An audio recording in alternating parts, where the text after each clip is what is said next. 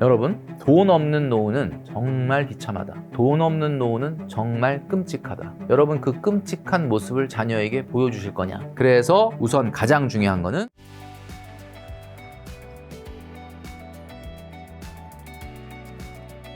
자, 그리고 또 최근에 정년 연장 논의가 본격화되고 있는데 근로희망 연령이 73세까지 높아진 상황에서 대표님이 주장하는 그 조속 은퇴 전략은 어떻게 수정되어야 할까요? 저는 이제 이렇게 봅니다. 제가 아까 재테크, 노후 준비, 자손가용 부자가 되는 데 있어서의 세 가지 함수가 원금 곱하기 시간 곱하기 수익률이라고 했죠. 여기서 말하는 원금은 잉여소득이다. 이렇게 말씀드렸습니다. 모든 것이 균형감 있게 밸런스를 갖춰야 되는데 재테크도 물론 좀 성공하면 좋고요. 중요한 거는 내가 언제 소득 활동을 중단하느냐. 그러니까 여기서 말하는 소득 활동은 현직에 있을 때만큼 막 400, 500 벌고 막 500, 600 벌고 이런 소득이 아니라 하더라도 단 100만 원을 벌더라도 150만 원을 벌더라도 이 소득 활동이 완전히 중단되는 시기를 진짜 은퇴라고 봤을 때 이 시기가 70세 이후가 돼야 된다라는 이야기죠. 이게 왜 중요하냐? 여러분, 제가 김작가 TV에 나와서 한번 이 얘기를 했던 기억이 나는데 은행 지점장으로서 퇴직을 하면서 5억 원을 은행 통장에 당시에 예금 이자율이 한 3%였는데 5억을 놓고 한 달에 350만 원씩 꺼내 쓴 분이 있었어요. 제 지인 중에. 350만 원만 아내한테 주면은 자기는 책임이 끝난다 그래가지고 350만 원만 꺼내 썼단 말이에요. 근데 3% 이자율로 5억이라는 돈이 여러분 사실 요즘 돈 가치가 많이 없어지긴 했지만 굉장히 큰 돈입니다. 5억을 은행에 넣어서 3%로 굴리면서 350만 원씩 계속 인출해가지고 생활비를 조달을 했는데 이거 언제까지 쓸 수 있는 돈이냐 계산해보니까 인플레이션을 1.5%로 잡았거든요, 매년. 딱 73세 때 빵이 됩니다. 13년 버티는 거예요, 13년. 73세 때 마이너스로 들어가기 시작을 해요. 야, 그러니까 3%로는 안 되겠다. 아무리 은행원이지만 주식 좀 하자. 그래서 이제 수익률을 6%로 가정을 했습니다. 6%면 여러분, 최근 같은 정도의 뭐 코스피의 상승률이나 작년, 재작년 같은 경우에 미국 주식을 상승률을 보면은 뭐 아유 6%는 뭐 그거 우습다. 이렇게 생각하시겠지만 사실 이 위험자산에서 매년 6%가 계속 나온다는 거는 이렇게 쉬운 건 또 아니거든요. 6%로 올렸더니 몇 년이 늘어나느냐? 그 5억을 넣어놓고 350을 뽑았더니 딱 4년 늘어납니다. 수익률 2배를 올렸는데 4년밖에 안 늘어나요.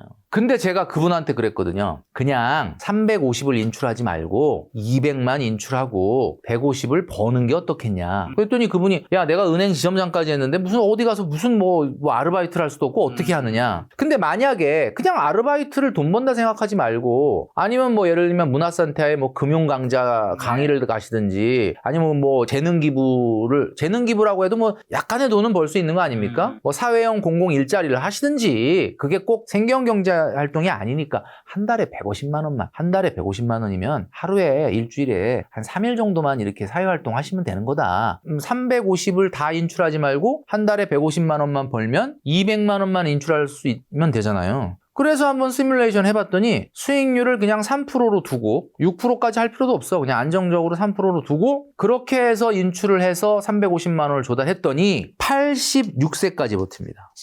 어떻게 되냐면 몇 년이 늘어나는 거냐면 13년이 늘어나는 거예요. 야, 그러니까 이게 제가 말씀드리는 왜 우리가 최종적인 소득 활동이 중단되는 연령을 뒤로 5년에서 10년만 늦춰주면은 굉장히 탁월한 효과가 있는지를 말씀드릴 수가 있는 거죠. 그만큼 노후에도 은퇴하고 난 다음에도 일을 해야 한다. 자, 최근 트럼프 정부의 상호간세 무효 심리 등 글로벌 통상 환경이 계속 요동치고 있는데 이러한 대외 변수가 미국 증시 장기 보유 원칙을 흔들 가능성은 없을까요? 뭐 사실 여러분들이 그 투자를 하시면서 어떤 관점을 갖느냐가 대단히 중요한데 10년의 관점으로 본다면 크게 흔들리지는 않을 거라고 봅니다. 그러니까 여러분이 만약에 지금 투자를 미국 주식에 하고 있는데 이 투자를 언제까지 할 거냐라고 본다면 AI가 꽃을 피워서 우리 집에 휴머노이드 로봇이 왔다 갔다 하는 시기 때까지는 투자하겠다라고 한다면 뭐 이거는 당연히 여러분도 공감하시겠지만은 중간에 여러 가지 변수들이 생긴다 하더라도 오히려 그때가 저가 매수의 기회다라고 생각하실 가능성이 있죠. 근데 그게 아니라 이런 회의론도 있거든요. 사실 AI라는 게 우리가 이 스마트폰이 있지 않습니까? 이게 스마트폰을 언제부터 썼느냐? 이게 실제로 우리가 이렇게 인터넷이 쌍방향으로 되면서 하는 건 아마 제가 기억하기로는 한 2005, 6년도였을 것 같아요. 그러니까 우리가 이 스마트폰을 쓴 지가 20년 정도 된 건데 전 세계 인구가 80억이라고 하지만 그 전부는 아니겠지만 50억 이상의 인구가 이게 없던 물건을 갑자기 이거 하나에다가 200만 원씩 지금 돈을 쓰고 있는 거잖아요. 근데 지금 AI라는 건 솔직히 말해서 뭐 챗GPT나 제미나이나 뭐 미드전이나 뭐 이런 것 것들을 그다음에 뭐 기업에서는 코파일럿이나 뭐 이런 걸 좀 쓰는데 솔직히 거기다 돈을 쓰진 않거든요. 물론 유료 버전으로 쓰시는 분도 있는데 그렇게 대단한 돈을 쓰고 있지 않다 보니까 많은 사람들이 그럽니다. 야, 그 AI라는 게 굉장히 편리하고 좋긴 한데 이게 아직까지는 뭐 이번에 CES에 등장해서 화제를 불러일으켰던 뭐 아틀라스 같은 경우도 현대차 생산 현장에 현재 뭐 투입이 되는 건 아니고 뭐 곧 된다라고는 하지만 아직까지 이게 우리 눈에 실질적으로 내 주머니에서 돈을 꺼내서 AI에 대해 돈을 주고 있지 않기 때문에 이게 과연 상용화가 언제나 될 것이냐라고 하는 문제가 하나의 화두고 AI 버블에 대한 우려라든가 이런 게 왜 나오느냐면 지금 2013년부터 지금까지 AI 산업에 투자된 투자 금액이 한 번도 안 줄고 계속 증가가 됐다 그래요. 이 천문학적인 투자 금액이. 근데 스탠포드 대학교의 보고서에 의하면 작년 말 기준으로 올해나 내년 정도에는 뭐 투자금이 안 들어오는 건 아닌데 조금 줄어들 가능성이 있다라는 식으로 제기를 했거든요. 그러니까 이제 앞으로는 이제 이 앱이라 우리가 보고 있는 AI가 드론이라든지 자율주행이라든지 로봇이라든지 우리가 알고 있는 인간의 모양을 갖고 있는 휴머노이드 로봇으로 들어와서 우리 실생활에 들어와서 실제로 우리가 돈을 내고 AI를 좀 우리 집에서 뭐 빨래 개는 로봇을 들여놓든지 청소하는 로봇을 들여놓든지 뭔가 이렇게 현실적으로 상용화가 되는 시기가 늦어진다면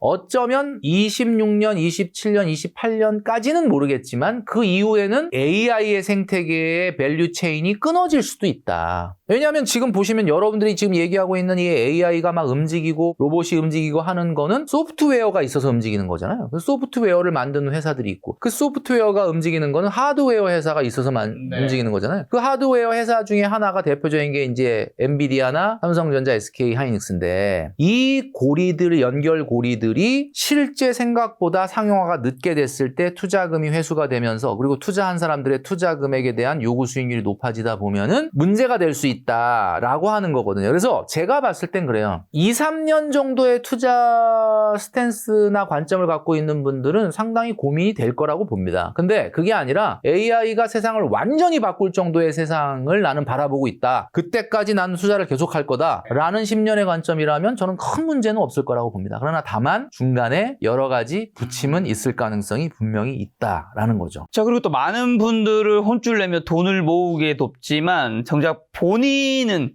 정작 대표님께서는 돈을 쓸 때 좀 어떤 감정을 느끼는지랑 그리고 대표님만의 가치 있는 소비 기준은 그건 뭐죠? 어디에 돈을 쓰시나요? 제가 우리 구독자분들에게도 말씀드렸는데 3년 전에 여러분 저축은 말이죠. 목표를 갖고 해야 됩니다. 저도 한번 하겠습니다. 생각하면서 26년 지금으로부터 3년 남았는데 그때가 올지는 모르겠는데 26년 월드컵 적금을 제가 가입하겠습니다. 그러면서 이제 저희 구독자들에게 제가 적금 가입한 걸 인증을 했거든요. 이게 얼마 타는 거냐면은 제가 3개로 나눠서 가입을 해서 1억 800을 타요. 1억 800. 근데 이게 6월 26일인가가 만기입니다.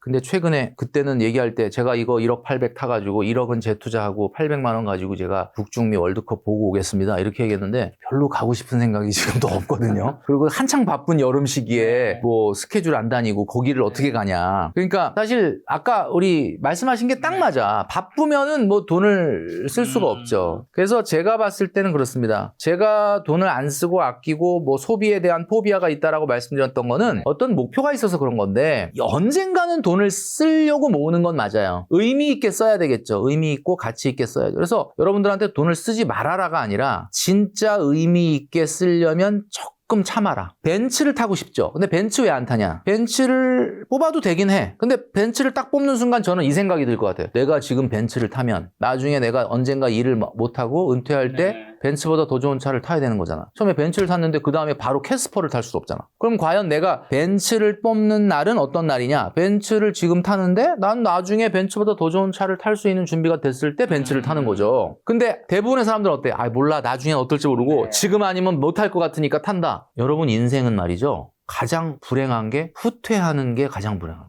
성장하는 느낌이 있어. 내가 지금은 아반떼를 타지만 내년엔 소나타를 타고 5년 후에 그랜저를 탔다가 10년 후엔 제네시스를 타겠다. 이게 행복하지. 어떻게 몰라. 그냥 제네시스 일단 뽑고 나중에 어떻게 되지? 나중에 그냥 걸어다니면 되지. 이런 삶은 안 된다라고 저는 말씀드리고 싶은 거예요. 그래서 저는 이제 우리 뭐 구독자분들에게도 말씀드리지만은 뭐 돈을 쓸 때는 쓰려고 합니다. 뭐 올해 또 제가 결혼 30주년인데 의미 있는 선물을 할 생각을 지금 갖고 있거든요. 그러니까 뭐 제가 돈 안 쓴다 하지만 그래도 이럴 때 쓰려고 돈 모으고 투자했던 거 아니냐. 그렇죠. 그래서 여러분 가치 있게 쓰기 위해서는 네. 지금 아니면 언제 해보겠냐라는 생각보다는 아니다. 지금 못하지만 나는 언젠가 이 상태로 가면 5년 10년 후에 나는 그걸 할 수 있다 라는 사람이 되는 게 훨씬 더 오늘 행복하다라고 말씀드리고 싶어요. 자, 그리고 또 자산 가격이 이제 요즘에 굉장히 급등하다 보니까요. 금은도 급등했고 한국 주식이 또 굉장히 급등하다 보니까 느끼는 포모 현상이 대학생들에게도 굉장히 심각하다고 합니다. 남들보다 뒤처진 자 공포를 이겨내는 심리적 맷집은 어떻게 키워야 될까요? 포모라는 게 꼭 나쁜 것만은 아닙니다. 그렇죠. 최근에 뭐 나스닥이 100%, 그러니까 지난 3년간 나스닥이 100%, 뭐 코스피는 훨씬 더 올랐고요. 네. 그 다음에 금도 뭐 엄청나게 올랐고, 비트코인도 그렇게 떨어졌다고 해도 400% 올랐고, 이런 포모 현상이 없을 수가 없어요. 그래서 일이 손에 안 잡힌다라는 직장인들이 너무 많다. 특히 대학생들은 뭐 취업 준비하려고 막 공부를 하다가도 야, 이거 취업 지금 뭐 하루가 다르게 금 올라가, 비트코인 올라가, 주식 올라가는데 지금 내가 이렇게 열심히 공부해가지고 취업해봐야 뭐 한 달에 월급 뭐 280만 원 받는데 이거 이래가지고 부자 되겠냐. 이런 생각들이 여러분들을 끌어당기는 거거든요. 그러니까 자본주의 시장 경제는 배고파서 굶어 죽는 게 아니에요. 결국 배 아파서 굶어 죽는 거죠. 배 아파서 굶어 죽는 게 아니라 배 아파서 그냥 죽는 거죠. 그러니까 중요한 거는 내가 중심을 잘 잡아야 된다. 그러니까 돈으로 모든 게 평가되는 가치가 평가되는 사회인 거는 맞지만 내가 어떤 삶을 살 거냐. 저는 이렇게 말씀드리고 가장 행복한 삶이 어떤 삶이냐. 성장 발전하는 삶이에요. 성장 발전하면 유능해진다는 뜻입니다. 네. 여러분 유능해지고 싶지 않습니까? 어떤 분야가 됐든 내가 그림을 그리든 그죠? 글을 쓰든 어떤 일을 하든 운동을 하든 어제보다 오늘, 오늘보다 내일, 이번 달보다 다음 달 뭔가 이렇게 유능해지면 이게 사람이라는 게 그렇잖아요. 운동을 피트니스 센터 가서 하더라도 처음에는 막 팔굽혀펴기도 못하고 뭐 턱걸이도 한 개도 못하고 그다음에 뭐 벤치프레스 이거 들지도 못하고 자세도 안 나. 근데 매일매일 조금씩 내가 뭔가 개선되고 선생님이 막 칭찬해주고 야 이제 잘하시네. 이게 유능해지는 거예요. 회사에서든 여러분의 인생에서든 설사 무슨 취미나 운동을 하든 매일 성장 발전하는 유능함이 생겨야 된다. 유능해지면은 뭐가 생기느냐? 자유로워집니다. 유능해진 사람은 자유로워져요. 왜 유능해진 사람이 자유로워지냐? 유능하면 돈을 많이 주거든요. 유능하면 돈을 많이 벌거든요. 유능하면 직장에서 직급이 올라가거든요. 돈을 많이 번다는 건 그만큼 자유로워진다는 거죠. 자유롭죠. 아무래도 300만 원 버는 사람이 자유로워요. 1000만 원 버는 사람은 내가 저거를 안 하는 이유가 못해서 안 하는 게 아니라 할 수 있는데 내가 지금 할까 말까 선택 중인 거고 300만 원인 사람은 나 어차피 저거 못할 것 같아. 이렇게 되는 거잖아요. 그러니까 여기서 말하는 자율성이라는 게 그런 거예요. 자, 그러니까 유능해지고 자율성이 증가되면 그 다음에 마지막에 연결성이 증가되죠. 연결성이라는 건 뭡니까? 우리가 인생을 살면서 인간이 가장 느끼는 가장 큰 것 중에 하나가 인정 욕구거든. 인정 욕구. 우리가 인스타그램에 뭐 올려도 좋아요 몇 개 눌렀나 맨날 쳐다보잖아요. 누가 나를 얼마나 인정하느냐, 날 얼마나 박수 쳐주느냐.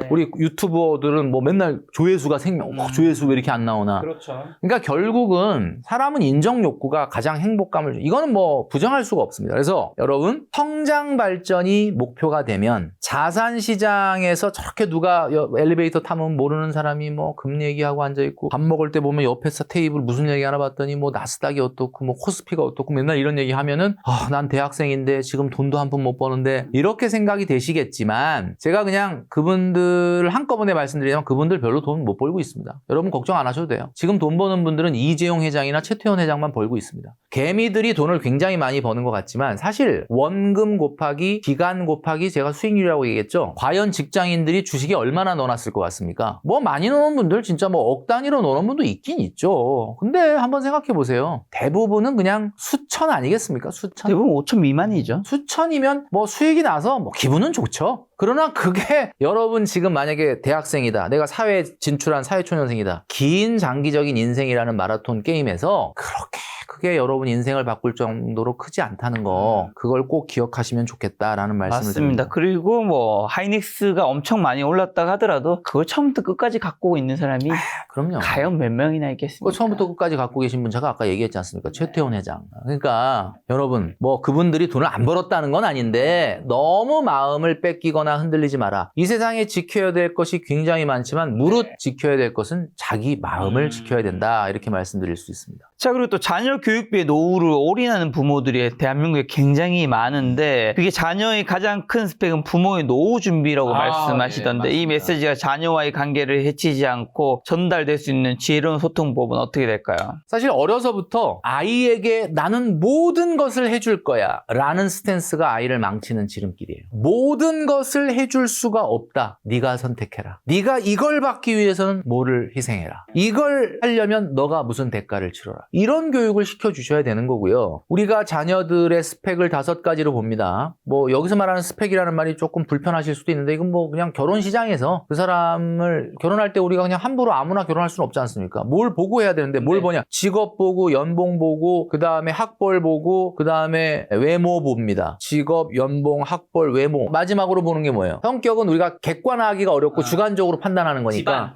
집안이죠. 집안. 그 집안이 뭐야? 여기서 말하는 집안이 부모님의 노후 준비 여부 이거거든요. 그렇죠. 수치적으로. 그러면 이게 딱 나오는 게 뭐 직업 뭐야? 직장 다니고 연봉 뭐 그런 대로 그냥 뭐 학벌 그냥 뭐 그런 대로 나랑 뭐 크게 기울지 않는다. 외모 외모 뭐 내가 마음에 드니까 만나고 사귀었지. 자, 다 통과됐어. 근데 부모님 지금 부모님이 한 분은 거의 치매기가 있어가지고 돌봄이 필요하고 노후 준비가 안 돼가지고 이미 기초연금 받으시면서 생활하고 있어. 그럼 여러분 같으면 여러분 자녀 결혼시키실 겁니까? 안 시키죠. 그러니까 이게 중요한 게 뭐냐. 정말 아이한테 사교육비 쏟아봐가지고 걔를 학벌을 어떻게든 좀 올리고 말이야 걔를 직업을 조금 좋게 한다. 물론 그 노력을 뭐 하지 말라는 게 아니라 그게 만약에 그렇게 노력한 대로 정말 정비례로 된다면 하죠. 여러분 정말 중요한 거는 노후 준비가 되는 범위 내에서 하셔야 된다. 그러면 노후 준비가 희생하고 한다는 건 뭐야? 뭐 밑에 돌 빼다가 위에 돌 빼다가 밑에다 박는 거죠. 아니 나는 밑에 돌 빼더라도 내가 잘못되더라도 아이한테 더 주고 싶다. 물론 그 마음은 이해는 되는데 제가 그런 뜻이 아니라 여러분 부모의 노후 준비가 자녀의 최대 스펙이 된 사회가 된 거예요. 그래서 이제 우리가 양보하면 안 되는 게 자녀에게 어려서부터 교육을 해야 됩니다. 어떻게 교육을 해야 되냐? 엄마 아빠는 너가 정말 제대로 성장하기 위해서 힘 닿는 데까지 최선을 다하겠다. 여기서 중요한 거는 힘 닿는 데까지야. 힘 닿는다는 건 뭐야? 엄마 아빠가 나중에 노후에 안정된 생활을 할 수 있는 준비를 하고 난 나머지 범위 내에서 라는 뜻이죠. 근데 야 엄마 아빠 나중에 어떻게 돼도 상관없어. 너가 우선이야. 이렇게 갔다가는 우리가 마처 세대라는 말이 왜 생겼느냐? 부모님을 마지막으로 부양하는 세대이자 자녀에게 처음으로 부양받지 못하는 세대.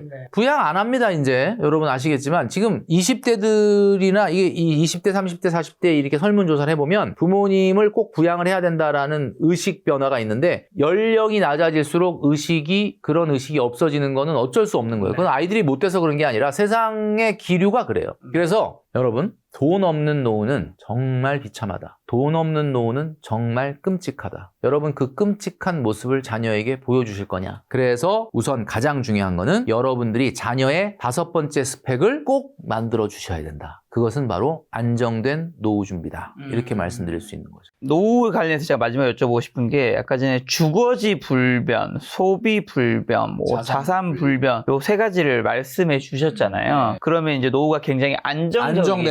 네. 그래서 그 말씀은 굉장히 저도 와닿는데 우리가 이런 자산 불변이라는 게 당연히 자산이 깎이면 기분이 안 좋겠죠. 그렇죠. 예. 떨어지면 안 되죠. 네. 근데 그거가 깎이지 않게 하려면 내가 일을 하거나 아니면 뭔가 투자를 잘하거나 아니면 내가 상한놓은 걸 통해서 배당을 받거나 뭐 이것밖에 없는 거잖아요. 현금 흐름이라는 거는 수도꼭지라고 많이 비유하지 않습니까? 수도꼭지라는 게 뭐예요? 물을 틀면 물이 나오죠. 그런데 물이 나오면 일정 수준 나오고 나서 수도꼭지가 망가지는 건 아니죠. 수도꼭지는 틀면 나오지 않습니까? 그러니까 우리가 여기서 말하는 현금 흐름이라고 하는 것은 공적연금, 퇴직연금, 개인연금, 그리고 제가 아까 말씀드렸던 반퇴소득. 물론 반퇴소득은 한계가 있습니다. 언젠가는 내가 일을 안 하게 되고 그 수도꼭지가 없어질 수도 있죠. 예, 그러나 또 하나는 이제 제가 말씀드렸던 것처럼 이제 주택연금이나 임대소득 같은 게 있을 수가 있어요. 근데 임대소득 같은 경우는 많은 분들이 얘기하는 게 그 2주택자 이상만 나오는 거 아니냐라고 얘기하는데 물론 그렇게 생각하실 수도 있지만 1주택도 주거의 불변이라고 하는 게 참 사실 어렵긴 한데 자기가 어떻게든 잘 설계를 해서 본인이 조금 주거를 옮길 수 있는 용기가 있다라고 하면은 본인이 갖고 있는 조금 중심지의 집,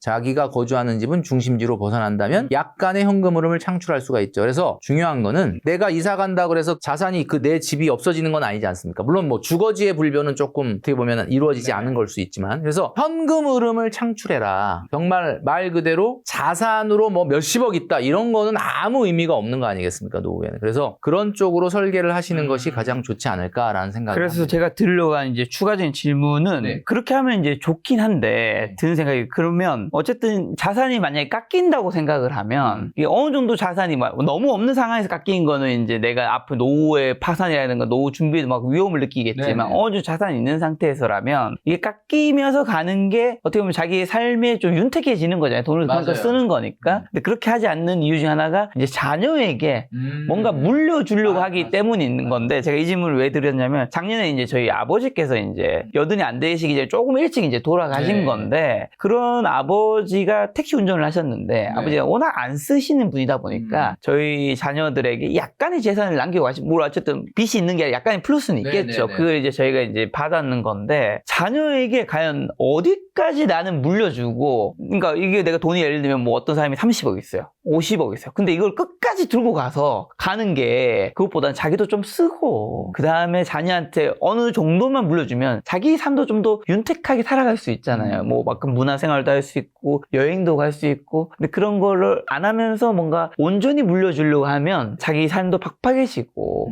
약간 그런 부분이 있는 것 같아서. 네, 말씀 주시니까 저도 약간 공감이 됩니다. 그러니까 자산이 줄어드는 게 감정적으로 이렇게 편안하지 않은 게 일반적인 사람들의 심리인데, 그렇게 하지 말고 나는 자녀에게 물려주는 부분도 있지만 일정 부분은 내가 수고하고 평생 이렇게 살아온 나한테 좀 쓰겠다라고 해서 내가 용인한 범위 내에서는 자산을 좀 계획하에 줄어들게 하겠다. 이게 좀 필요하지 않냐라는 말씀인데, 맞아요. 저는 굉장히 공감을 하고, 사람들이 생각할 때 재산이 자꾸 주는 거가, 물론 내가 나이 먹어서 이제 살 날은 얼마 안 남았지만은 그거 자체를 별로 유쾌하게 생각하지 않다 보니까 제가 그런 말씀을 드린 거고, 지금 우리 김 작가께서 얘기하신 내용을 들어보니까 어느 정도 그런 것들은 좀 필요하다. 그리고 오히려 어떻게든 안 써가지고 있는 걸 그대로 자녀에게 물려줬을 때 자녀들이 그러면 도움이 될 거냐? 물론 뭐 경제적으로 이렇게 많은 것들을 상속해 준다면은 자녀들이 좋아는 하겠죠. 근데 오히려 대부분의 경우에 너무 많은 유산 상속을 했을 때 자녀들의 분란, 분쟁, 경쟁력 저하, 나태,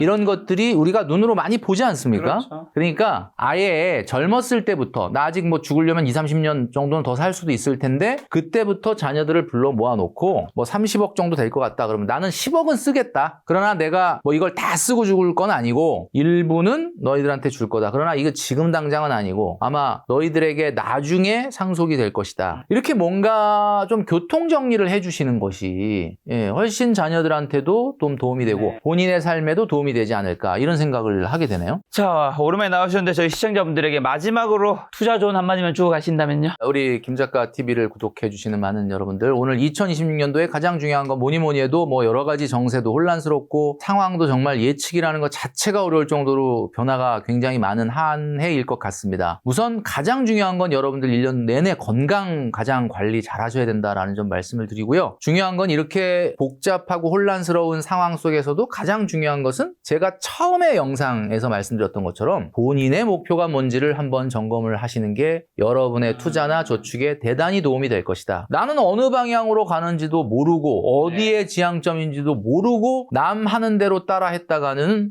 굉장히 혼란스러울 수밖에 없다라는 거죠. 나는 올해 얼마를 남길 거고 얼마를 성장시킬 것인지에 대한 목표를 세우시고 여러분들 우리 김작가 TV에서 나오는 많은 영상들을 보신다면 더 도움이 되지 않을까라는 생각을 마지막으로 드립니다. 오늘 만나는 손님은 김경필 머니 트레이너님이었습니다. 지금까지 소중한 시간 함께해 주셔서 정말 감사합니다. 오늘도 김 작가였습니다. 고생 많으셨습니다. 감사합니다.